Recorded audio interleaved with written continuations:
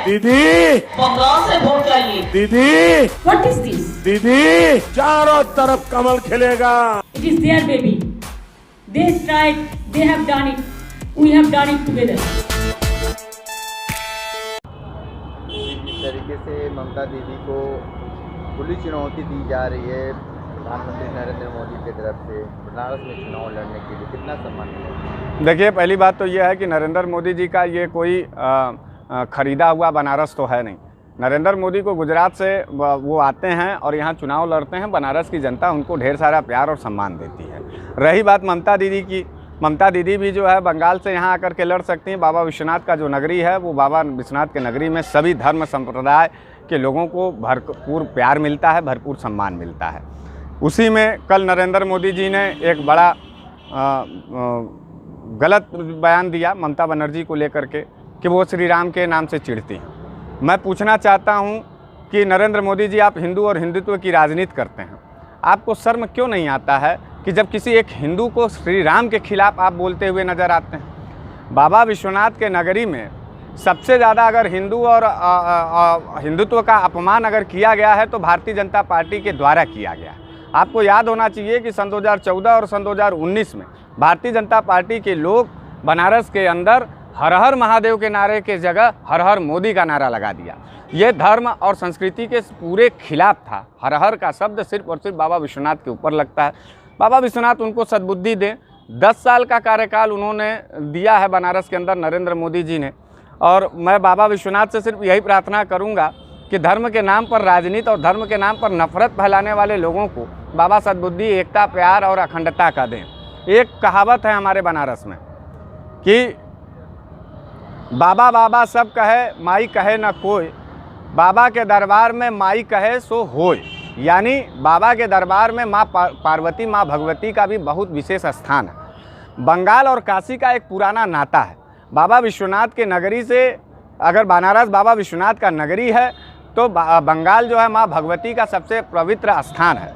माँ भगवती का सामंजस्य, भगवती का और बाबा विश्वनाथ का मिलन, अगर नरेंद्र मोदी और काशी का मिलन हो सकता है, गुजरात और काशी का मिलन हो सकता है, तो हम बनारसी जो है माँ भगवती के श्री चरणों का नमन करते हैं। ममता बनर्जी को भी स्वीकार करेंगे काशी के नगरी में जो है। तो मैं तो कोई भी हिंदू हो, चाहे वो महिला हो चाहे वो पुरुष हो, मैं सबको एक अपने हिंदुत्व के निगाह से देखता हूँ। बाबा विश्वनाथ के नगरी में सबका वो है, मेरी बहन है, कुछ भी है। कैसे नरेंद्र मोदी ये कह सकते हैं कि श्री राम के नाम से भड़कती हैं ममता बनर्जी? इसका यह मतलब है कि हिंदू और हिंदुत्व पर 10 साल सरकार बनने के बावजूद भी हिंदू एकजुट नहीं हो पाए। यह हिंदुत्व वाली सरकार का सबसे बड़ा विशेष असफलता है। तो इस असफलता को स्वीकार किया नरेंद्र मोदी ने बंगाल के अंदर कि अभी भी हिंदू जो है हिंदुत्व के पायदान पर नहीं खड़े हो पाए। ये उनकी असफलता है, भारतीय जनता पार्टी की असफलता है। लेकिन फिर भी हम बनारसी लोग प्यार और एकता से रहने वाले लोग हैं। इस बाबा के दरबार में सबका स्वागत है। नीच, चंडाल, राक्षस, बैताल, सज्जन, पुरुष, साधु, संत, विद्वान, सभी लोग बाबा के दरबार में अपना अपना गुणगान करते हैं। माँ भगवती का पदार्पण होगा बनारस। मैं तो जब बंगाल से ममता दीदी ने कहा कि मैं बनारस से चुनाव लड़ूंगी सन 2024 में, मैं बड़ा गदगद हुआ कि एक बार बाबा के दरबार में माँ भगवती के भी जगह से, बंगाल से जो है माँ भगवती के रूप में आएंगी। अगर बाबा विश्वनाथ के रूप में नरेंद्र मोदी को बनारसी देख सकता है तो ममता बनर्जी के भी रूप में माँ दुर्गा को, माँ पार्वती को हम लोग देख सकते हैं, हम बनारसी देख सकते हैं, कोई दिक्कत नहीं है। तो ये वैमनस्यता राजनीति के आधार पर ठीक हो सकता है, लेकिन धर्म के आधार पर हम किसी का विरोध नहीं कर पाएंगे। हम सबको गले लगाएंगे। बनारसी लोग हैं। सबसे ज़्यादा अपमान तो बाबा विश्वनाथ का भारतीय जनता पार्टी के लोगों ने कर दिया। हर हर महादेव के जगह हर हर मोदी का नारा लगा दिया। उसी दिन हिंदू और हिंदुत्व का सर्वनाश हो गया है बनारस के अंदर। आयातित लोगों ने 500-1000 रुपया पर बनारस की आत्मा पर वो कठोर प्रहार किया, जिसको आज तक जो है हर बनारसी बड़े बेताबी से, बड़े पीड़ित भाव से जो है सुनता है हर हर मोदी का नारा। मैं नरेंद्र मोदी जी, कांग्रेस माने भारतीय जनता पार्टी, कांग्रेस से, सपा से, बसपा से, तृणमूल कांग्रेस से, सबसे मैं कहता हूँ कि आपका भाग्य होगा कि आप बनारस आकर के बाबा के सेवा में चुनाव लड़ेंगे, बाबा का सेवा करेंगे। तो इसलिए हम ममता बनर्जी का स्वागत करते हैं। चूँकि वो अंततः हिंदू महिला है, माँ भगवती का रूप है उसके अंदर, इसलिए मैं अपने बहन का, अपने माँ का, अपने बहन का, अपने बेटी का स्वागत करता हूँ बनारस के अंदर। नरेंद्र मोदी जी महिला विरोधी लोग हैं। भारतीय जनता पार्टी हमेशा सदैव महिला विरोधी पार्टी रही है, इसलिए हम बनारसी लोग नहीं हैं। जितना अस्तित्व बाबा विश्वनाथ का है बनारस में, उतना माँ भगवती का है। हमने बाबा विश्वनाथ के स्वरूप में नरेंद्र मोदी जी को यहाँ से जिताया है। दूसरा मौका सन 2024 में माँ भगवती के रूप में ममता बनर्जी को भी जिताएंगे, इसमें कोई शक नहीं। प्रधानमंत्री नरेंद्र मोदी ने ममता के ऊपर टिप्पणी किया है कि चुनाव को लेकर, इस पर आप क्या कहेंगे? देखिए, बनारस तो सबका है, ये नहीं कि बस ये थोड़ी ना है कि बस प्रधानमंत्री जी बनारस से लड़ सकते हैं, ममता जी भी बनारस से लड़ेंगी। 2014-2019 में बनारसी जनता ने मोदी जी को जिताया। अब हम लोग भी चाह रहे हैं कि कुछ बदलाव हो, ममता दीदी आए, जीतें। देखिए, मोदी जी को बात करनी चाहिए रोज़गार पे, शिक्षा पे, युवाओं पे। उन्होंने 2014 में कहा था कि मैं 2 करोड़ रोज़गार दूंगा, किसी को रोज़गार नहीं मिला, जबकि 12 करोड़ रोज़गार छीन गए लोगों के, लोग बेरोज़गार हो गए। सरकार इस पर नहीं बात करती है, सरकार बात करती है धर्म पे, यहाँ से वो लड़ेंगी। बिल्कुल ममता बनर्जी लड़े, कोई किसी को आपत्ति नहीं। आप दिक्कत मोदी जी को हो रही है, भाजपा को हो रही है, और बाकी बनारस की जनता को कोई दिक्कत नहीं है, कोई यहाँ से लड़ सकता है। बनारस सबका है, बनारस किसी एक की जागीर नहीं है। इन्हें बात करनी है शिक्षा पे, युवाओं पे, इस पर ये कभी बात नहीं करते हैं। आपने बोला था कि मैं इतना रोज़गार दूंगा 2 करोड़ युवाओं को, युवाओं के लिए ये सेवा दूंगा, आपने क्या दिया? युवा बेरोज़गार हो रहे हैं। मैं खुद अभी समझ लीजिए मैं B.Pharma कर रहा हूँ, अब आगे मुझे सोचना पड़ा है कि कोई वैकेंसी आए ना आए। अब लड़के इतने आत्महत्या कर रहे हैं, SSC वाले इलाहाबाद में, जहाँ लड़के तैयारी कर रहे हैं, क्यों कर रहे हैं? आप कोई वैकेंसी नहीं दे रहे हो तो लड़के क्या करेंगे? आप इस पे बात करिए, रोज़गार पे बात करिए, शिक्षा पे बात करिए, स्वास्थ्य सेवाएँ पे बात करिए। आप समझ सकते हैं इसमें देश की स्वास्थ्य सेवा क्या हाल है। यही है कि आप जो चीज़ों पे बात करनी आप उस पर बात नहीं कर रहे हो, जो उस पर नहीं बात करनी आप उस पर बात कर रहे हो। तो इन्हें सोचना चाहिए कि हमारी आज भारत में सबसे अधिक युवा हैं, इन्हें अपने देश के युवाओं की सोचना चाहिए। जब युवा पढ़ेगा तभी तो देश आगे बढ़ेगा, लेकिन नहीं, हमें तो यहाँ बात करनी है रोज़गार की। जब आप सरकारी चीज़ों को बेच रहे हो, आप जब सरकार की चीज़ों को बेच दोगे तो हम लोग रोज़गार मांगने कहाँ जाएंगे? प्राइवेट में जाएंगे। हर माँ बाप का सपना होता है कि हमारा बेटा सरकारी नौकरी करे, लेकिन जब आप सरकारी चीज़ें बेच दोगे तो लड़के कहाँ जाएंगे रोज़गार करने? इन्हें ये सोचना चाहिए, धर्म की राजनीति छोड़कर इन्हें स्वास्थ्य, शिक्षा, बेरोजगार युवाओं के सोचना चाहिए, इस पे राजनीति करें। और रही बात ममता बनर्जी की दीदी की, तो ममता बनर्जी दीदी यहाँ से लड़ें, वो जीतेंगी, और हमें उम्मीद है कि वो बंगाल में भी जीतेंगी, यहाँ भी जीतेंगी, और युवाओं का कुछ अच्छा करेंगे। क्या नाम है आपका? गोविंद यादव। गोविंद जी, जिस तरह बंगाल में चुनाव चल रहा है और ममता दीदी ने बोला कि वाराणसी चुनाव लड़ने की इच्छा जताई है, तो क्या कहना चाहेंगे आप? काशी विश्वनाथ में ममता जी का स्वागत है, हर हर महादेव के नारों के साथ स्वागत है। आप आए और काशी के अंदर आकर चुनाव लड़ें, आदरणीय मोदी जी के खिलाफ चुनाव लड़ें, और इस काशी के अंदर जो विकास की परंपरा आदरणीय मोदी जी ने चलाते आ रहे हैं, जो काशी के अंदर विकास हुआ है, जो अच्छा खासा विकास दिखाई पड़ रहा है, उस विकास के लिए हम लोग आपको भी आह्वान करते हैं कि आप भी आएँ और काशी में चोटी वाले, टीका वाले और हर हर महादेव के नारों के साथ हम सारे लोग आपका स्वागत और अभिनंदन करेंगे।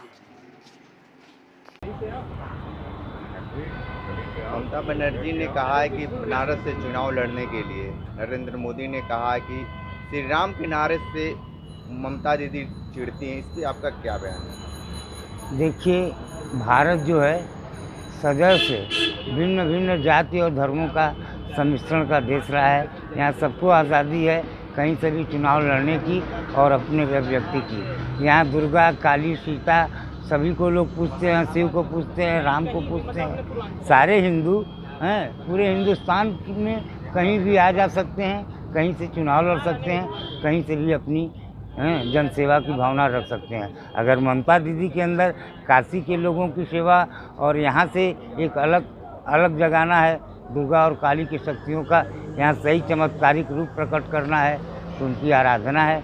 कोई भी सिद्धि यहाँ से आके कर सकता है, कोई भी चुनाव लड़ सकता है। ममता दीदी अगर चुनाव लड़ना चाहती हैं तो काशी की जनता उनका भी स्वागत करेगी। ये तो गुजरात के मोदी का स्वागत की, काशी की जनता भी तो अद्भुत और चमत्कारी है। ये अपना चयन समय समय पर बदलती रहती है, क्योंकि राजशाही चलाने में और शासन व्यवस्था में मोदी ने जो यहाँ के जनता, यहाँ के समाज के प्रति कोई उन्नयन या कोई विकास और कोई ढांचा दिखाया नहीं, सिर्फ सब्जबाग दिखाया। और विश्वनाथ धाम के निर्माण में आज 3 वर्ष से लोगों को विस्थापित किया गया है। सारे लोग रोजी रोटी और अपने व्यवसाय को लेकर त्रस्त हैं। हम तो चाहते हैं, काशीवासी चाहते हैं कि कोई योग्य, सही कर्मठी और त्यागी व्यक्ति आवे जो यहाँ की काशी का सही और समुचित विकास कर सके। ममता दीदी का भी स्वागत है काशी में हर भारतीय का स्वागत है। काशी की जनता सदैव से धर्म परायण रही है, सभी धर्मों में समान विश्वास है यहाँ के लोगों का। ममता है। मैं काशी से अनुपम सिंह। ममता जी चुनाव बनारस लड़ना चाहती हैं, क्या कहना है? ममता जी लग रहा है मानसिक संतुलन अपना खो बैठी हैं। काशी की जनता इतनी विद्वान है, सहनशील है, धर्माचार है।